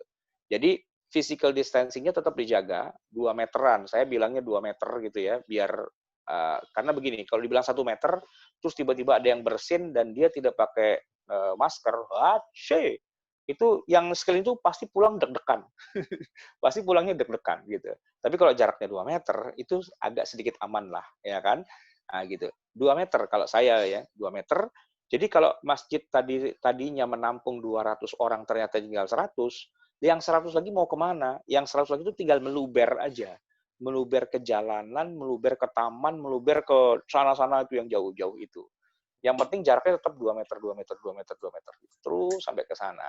Nah, sehingga tidak menimbulkan masalah apakah boleh diulang atau tidak 2 gelombang, apakah harus di tempat yang lain yang mana gitu. Tetap di masjid yang asli, cuman dilebarin gitu, dilebarin. Nah, bahkan kalau perlu physical distancing-nya dijaga banget gitu ya. Jaraknya yang 2 meter itu dijaga gitu. Walaupun sampai kemana-mana gitu. Tapi ingat juga nanti sound systemnya itu kedengeran nggak sampai kejauhan itu yang harus dijaga juga gitu ya. Jangan sampai di sini imamnya sudah salam, di sana baru takbiratul ihram gitu karena kejauhan. Nah, itu yang harus dijaga. Saya seharusnya tahun ini ya, Lebaran Idul Fitri kemarin itu khutbah di sektor 1 Idul Fitri. Sektor 1 itu MR apa namanya? Masjid MJBJ ya, MJBJ gitu. Tapi memang dari awal kita sepakat bahwa tidak diadakan, cuman ketika waktu itu ada semacam himbauan boleh gitu ya, wah panitianya dan pengurus pada rapat, dan saya ditanya, Ustadz kalau seandainya kita putuskan boleh nih, Ustadz siap ya katanya gitu. Waduh, saya bilang, tar dulu, jangan main siap-siap aja. Physical distancing-nya bisa diatur nggak? Wah itu dia, kami yang nggak bisa nih ngatur physical distancing nih. Ya saya bilang kalau nggak ada jaminan saya nggak mau, saya bilang gitu. Akhirnya kan mereka rapat dan kesimpulannya tidak jadi gitu. Ya alhamdulillah nggak jadi gitu. Tapi kalaupun jadi, saya memberikan syarat physical distancing itu harus benar. Jadi gini, MJBJ datang dari arah depan ya, dari jalan jalan kesehatan ya, atau jalan apa namanya, dari arah Bintaro dari jalan arteri pondok arteri pondok apa namanya yang dari sana itu, dari luar itu, dari veteran. Nah, dari arah veteran kan dia kan satu arah tuh kan. Nah, jadi kalaupun mau melakukan sholat Idul Fitri gitu, logika saya adalah di luar kan, memang di luar, khotibnya di luar. Nah, jamaahnya datang pakai mobil, berhenti di mobil itu. Kemudian dia dengerin khutbah di dalam mobil, setelah itu dia keluar dari mobil pas sholatnya saja. Satu mobil, satu mobil, jadi jaraknya per mobil gitu. Sampai ke belakang mau 2 kilo nggak ada masalah. Yang penting suaranya nyampe gitu. Biar physical distancing-nya itu terjaga. Jadi poinnya tuh di physical distancing-nya sebenarnya gitu kan. Gimana caranya agar masjid itu aman. Nah, yang jadi perkara itu adalah begini. Saya kemarin sholat di samping rumah saya, di Jumatan. Saya pakai sistem hit and run. Kenapa? Karena saya sangat tidak percaya kepada pengurus. Bukan apa-apa. Pengurusnya nggak ada yang pakai masker. Yang kedua, dia bilang, ayo rapat, ayo rapat, ayo rapat. Gitu. Ini kan ngawur banget nih pengurus masjid kok mengajak orang kepada tahlukah gitu ya.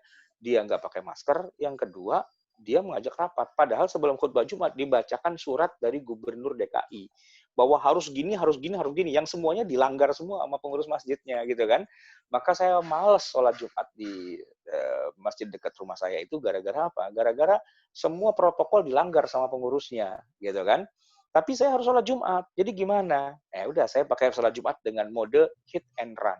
Datang paling akhir, pulang paling awal. Biar saya dapat soft paling belakang, sah sholat saya, tapi saya nggak kena resiko-resiko yang aneh-aneh itu. Jadi kan samping rumah. Jadi kalau khutbah pertama, khutbah kedua saya dengar. Begitu qomat baru saya datang. Gitu kan. Saya datang, saya gelar sejadah di luar, di jalanan gitu. Nah, sehingga saya dapat sholatnya. Ketika sholat saya sudah dapat, ya sudah.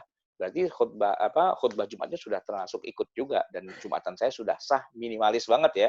Nggak usah berharap dapat kurban unta, sapi, ayam, enggak, ini dapatnya telur cicak sebelah doang gitu, keinjak pula gitu kan, tapi sah, gitu. Ini kan orang kalau udah ngerti fikih itu kan lebih seru gitu ya. Jadi saya menggelar sejadah ketika imam itu sudah takbiratul ihram. Saya gelar sejadah di luar gitu kan, dan physical distancing-nya itu 2 meter gitu, di luar, bukan di masjid.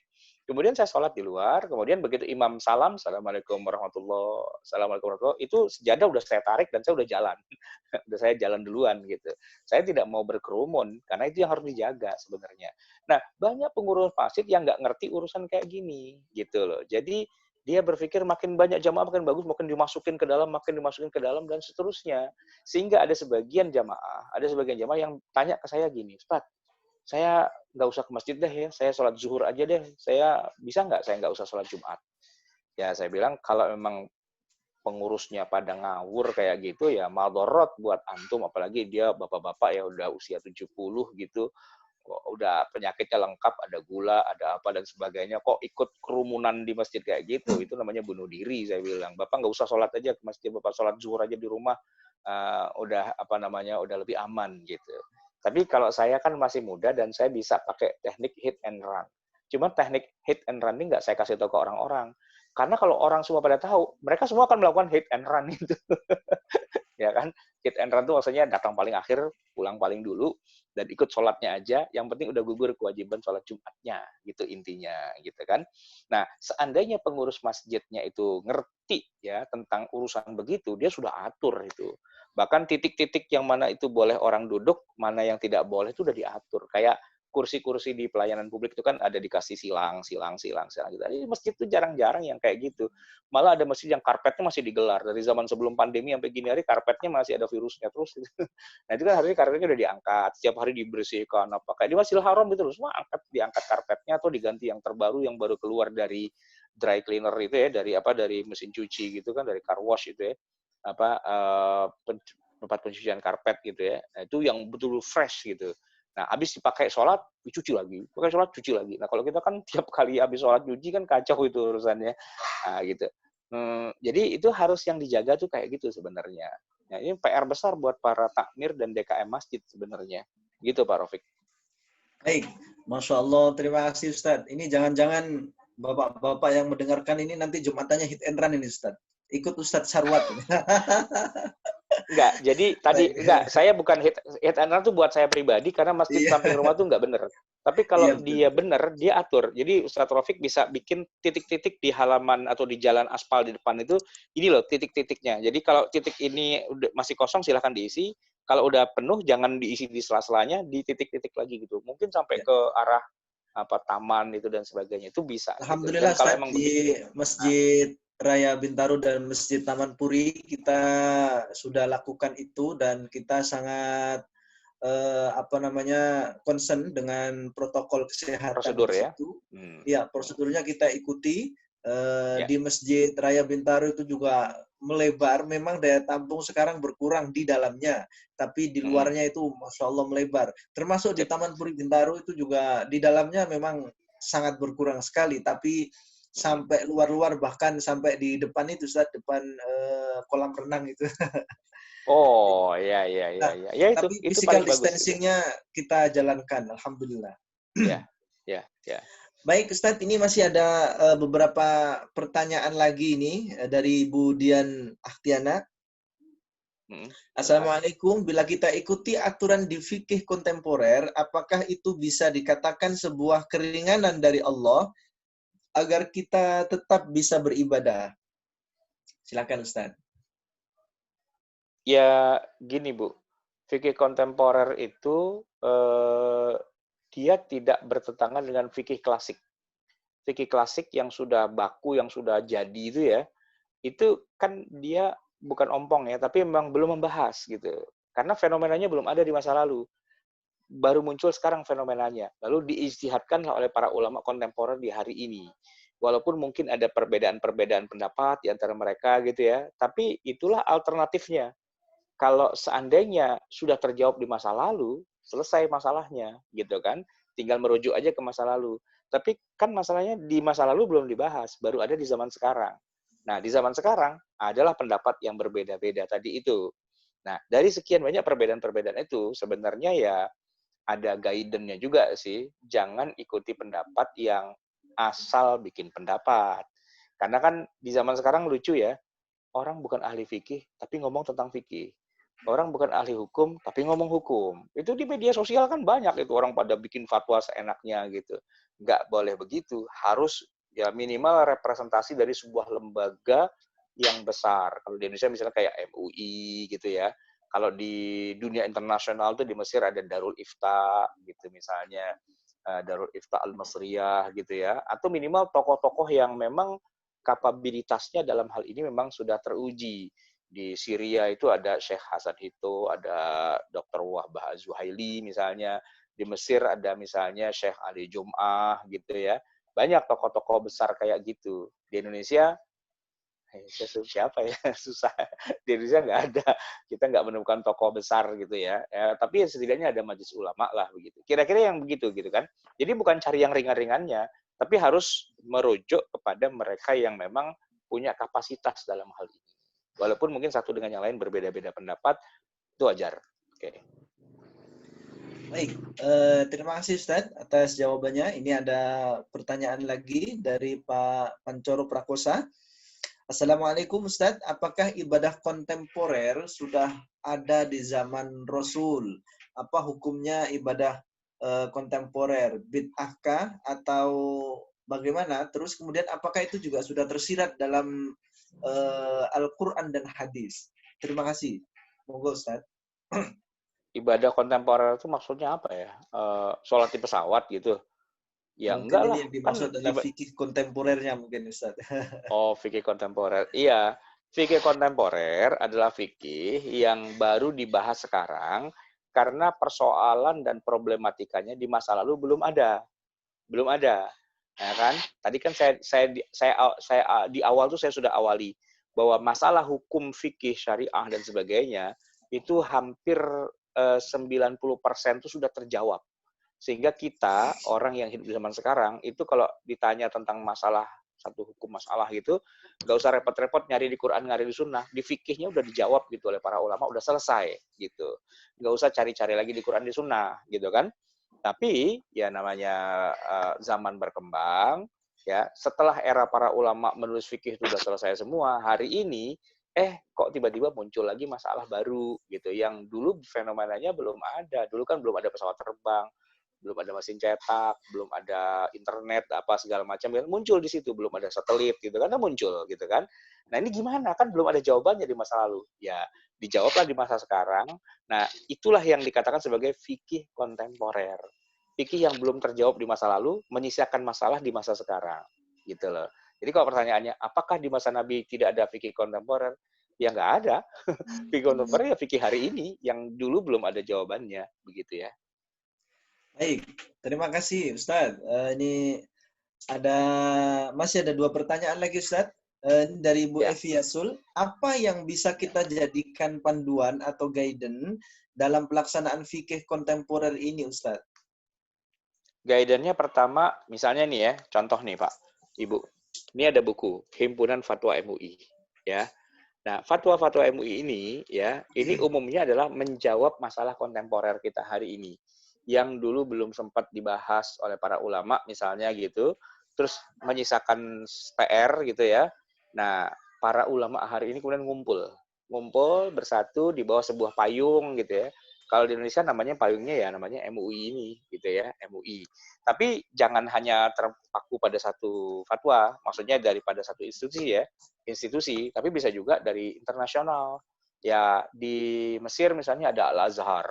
Itu para ulama Al-Azhar kan memang pakar-pakar juga dibandingin sama MUI jauh lah pakarnya Al-Azhar gitu ya. Itu kan mereka luar biasa gitu. Atau secara kenegaraan di Mesir itu ada misalnya Darul Ifta Al-Misriyah yang isinya pakar-pakar juga, yang kualitas kepakarannya tentu beda ya, jauh dengan kita orang Indonesia gitu. Maka merujuk kepada Darul Ifta Al-Misriyah atau Al-Azhar itu tuh bagus. Atau ya sebagian saudara kita ada yang merujuk ke Saudi misalnya, Imam As-Sudais gitu ya, atau katakanlah di zaman sebelumnya ada Syekh apa namanya Soleh Utsaimin, ada apa lagi, ada Syekh bin Baz gitu-gitu ya. Itu ada lajnah daimah gitu, ada apa namanya lembaga fatwanya juga. Jadi setiap negara itu nanti ada lembaga-lembaga fatwa.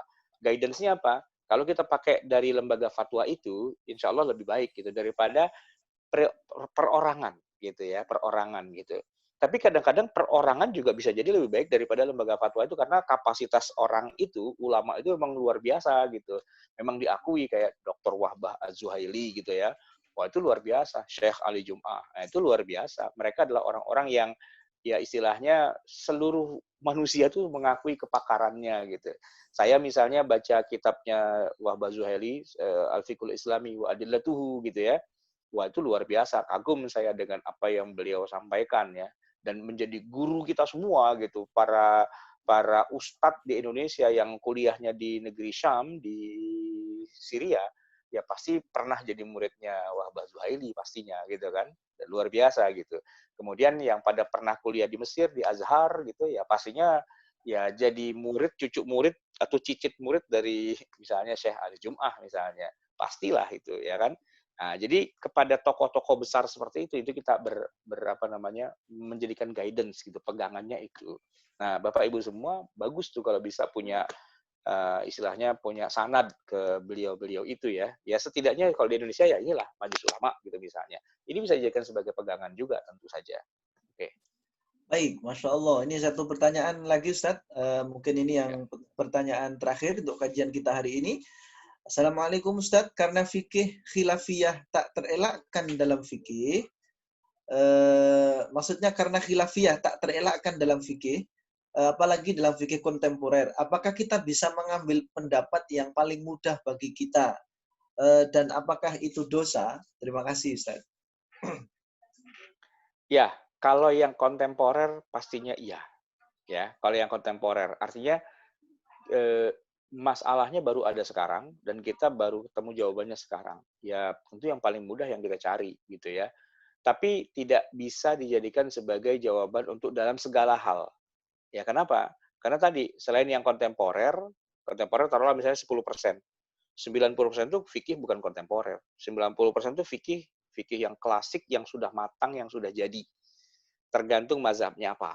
Nah, gitu. Kalau kita di Indonesia mazhabnya Syafi'i gitu misalnya, ya selama masalahnya masih bukan masalah kontemporer, masih masalah yang klasik semua, di mana mazhab Syafi'i sudah menjawab, kita terikat dengan apa yang sudah kita pelajari, yang 90% itu. Tapi kalau dalam mazhab Syafi'i tidak ada jawabannya, karena memang ini masalah-masalah baru kontemporer, ya kita merujuk kepada fatwa-fatwa kontemporer. Nah, bahwa di dalam fatwa kontemporer itu ada yang berbeda-beda pendapat, terus kita pilih yang paling ringan, bisa-bisa saja, nggak ada masalah gitu ya. Toh itu bukan sesuatu yang sifatnya mutlak kebenarannya kan gitu ya. Dibandingkan dengan yang 90% tadi ini. Nah, cuman kan problematikanya kita justru masalahnya gini, yang 90% yang klasik itu nggak pernah belajar, yang kontemporer juga nggak pernah belajar. Jadi sama-sama blank dua-duanya, itu yang puyeng. Akhirnya malah melakukan cari yang paling gampang aja deh gitu. Kebetulan yang paling gampang dia juga nggak bisa bedain yang paling gampang versinya siapa. Yang paling gampang segampang-gampangnya siapapun yang ngomong paling gampang itu yang dipakai. Nah, itu yang jadi kacaunya tuh di situ. Padahal bukan ulama gitu. Padahal bukan orang yang istilahnya institusi yang berhak memberi fatwa. Cuman dia orang biasa aja yang nggak punya latar belakang apapun gitu kan. Ya itu yang kemudian merusak gitu. Jadi ya tetap harus pakai standar gitu ya. Yaitu kalau fikih kontemporer ya kontemporer beneran gitu ya. Yang mana itu diwakili oleh lembaga-lembaga yang besar kayak Al-Azhar gitu ya, kayak Majelis Ulama apa segala itu ya, itu kira-kira itu barusan gambar sholat Jumat ya tadi ya. Iya, Ustadz, itu gambar sholat Jumat kemarin Ustadz di Masjid Taman Puri, Ustadz. Ya. Oke. Alhamdulillah kita sudah menerapkan protokol kesehatan Ustadz yang dihimbau dari gugus tugas kecamatan ya. Alhamdulillah kita juga sudah mendapatkan izin baik Masjid Taman Puri Bintaro ataupun Masjid Raya Bintaro Sektor 9. Alhamdulillah para jamaah sekalian yang dimuliakan oleh Allah Subhanahu wa taala, demikianlah kajian kita pada pagi hari ini bersama guru kita Al-Mukarram Al-Ustaz Dr. Ahmad Syarwat LCMA. Alhamdulillah seluruh materi sudah disampaikan oleh beliau. Memang tidak bisa sampai selesai atau betul-betul kita pembahasan tuntas karena memang waktu yang sangat singkat dan kita tahu bahwa pembahasan fikih itu sangatlah luas sekali. Insya Allah akan kita sambung kembali pada bulan mendatang. Insya Allah juga masih bersama guru kita. Dan kami menghimbau kepada bapak-bapak, ibu-ibu, kami persilahkan yang punya keluasan rezeki untuk menginfakkan sebahagian rezekinya, sebagian hartanya di Masjid Taman Puri Bintaro. Kita tidak perlu khawatir karena sekarang Masjid Taman Puri Bintaro sudah menjadi badan resmi dalam naungan atau dengan naungan LAS MRBJ.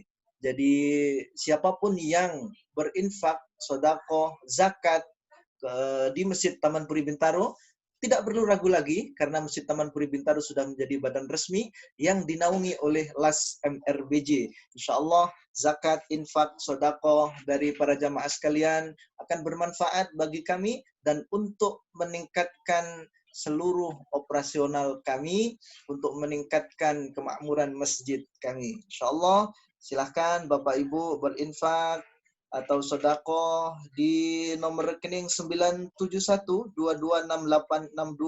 dengan kode bank 013 yaitu Bank Permata Syariah.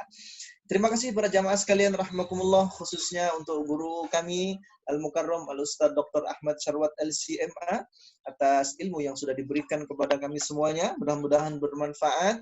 Insyaallah akan kita sambung kembali dengan tema yang tentunya berbeda dengan kajian pagi hari ini. Mudah-mudahan kita semuanya dalam keadaan sehat walafiat, tidak ada halangan satu apapun. Mari kita tutup kajian kita pada pagi hari ini dengan bersama membaca doa kafaratul majalis. Subhanakallahumma wa bihamdika asyhadu an la ilaha illa anta astaghfiruka wa atubu ilaik. Shallallahu ala sayyidina Muhammadin nabiyil ummi wa ala alihi wa sahbihi wa baraka wa sallam. Walhamdulillahi rabbil alamin. Terima kasih. Assalamualaikum warahmatullahi wabarakatuh. Waalaikumsalam warahmatullahi wabarakatuh. Terima kasih Ustaz, terima kasih semuanya. Sama. Izin ya, live meeting. Jih, moga Ustaz. Jih.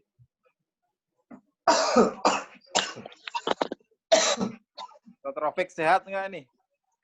Alhamdulillah. Masih batuk, saya belum berani ke masjid nih. Jangan di karantina dulu, karantina. Iya, karantina dia. Maklum Pak, sopir pribadi antar provinsi lagi. Tapi lancar ya Ustaz ya? Nggak diberhentiin sama Alhamdulillah, polisi? Pak, Nggak? lancar semuanya sih, nggak ada pemeriksaan, nggak apa. Udah selesai. Niatnya nengok orang tua, jadi dilancarkan lah pasti lah. Amin. Iya. Ya udah ya. Mohon maaf. Monggo. Terima kasih semuanya ya. Jazakallah. Iya, sama-sama Pak. Monggo. Assalamualaikum. Terima kasih. Waalaikumsalam. Waalaikumsalam.